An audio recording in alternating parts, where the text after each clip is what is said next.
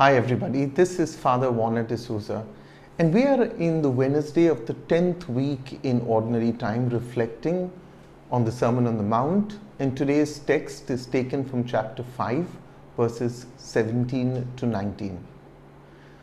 In order to constantly understand Jesus as presented in Matthew's Gospel, we need to keep in mind a Judeo-Christian community that has found itself locked out of the synagogue by the Jewish authorities.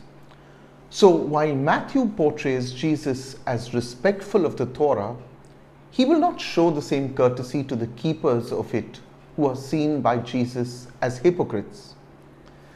The Pharisaic halakha with which Jesus was in conflict with was a collective body of Jewish religious laws derived from the written and oral Torah. It included 613 mitzvot or commandments. The mitzvot were both ethical and ceremonial.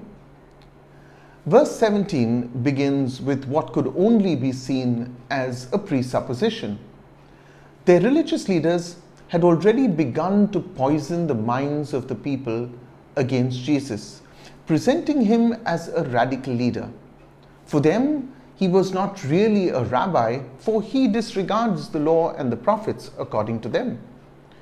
Jesus takes on this slanderous accusation head on. He is clear. He is not here to abolish the law, but to fulfill every letter of it.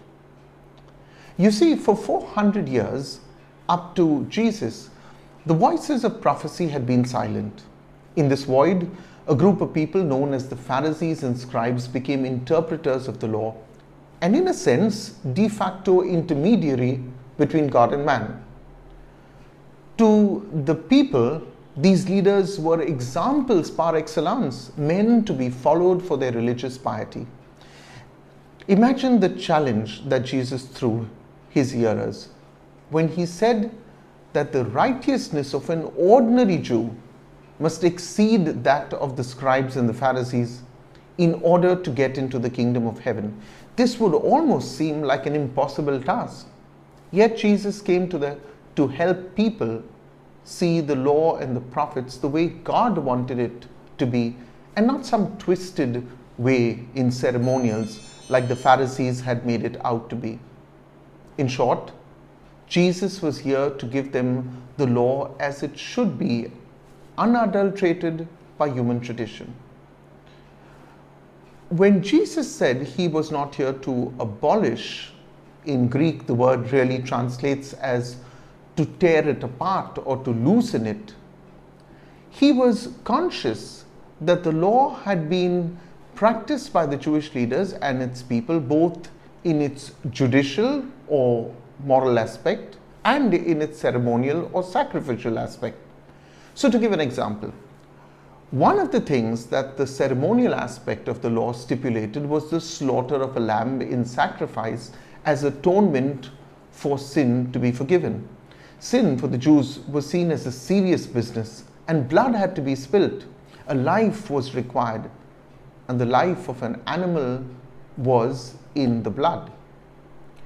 When Jesus says that he has not come to do away with the law, in this case the ceremonial law, but to fulfill it, the word in Greek, plerou, meaning bring something to an end, he proves it by dying on the cross at Calvary.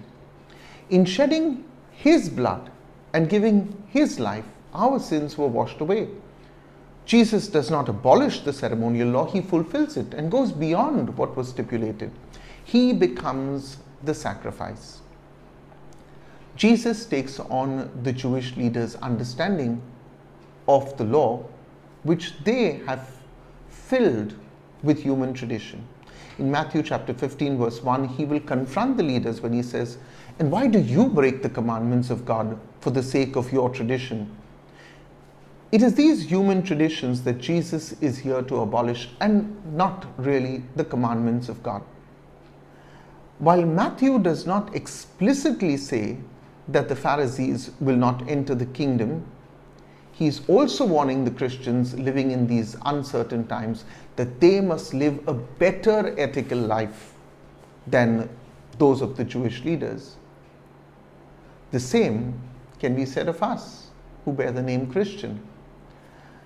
In giving us the new commandment, Jesus wants each Christian to not simply meet the requirements of the law, but to go beyond it. The law for Jesus is not a what must I do to be saved, but a go and do likewise of the Last Supper. If you like these reflections, my dear friends, may I ask you to subscribe first to this channel if you have not already done. You could also, if you so want, look up for the text version. This is available at my blog, pottypadre.com. That's pottypadre.com. I'm also on Facebook and on Instagram. Have a blessed day.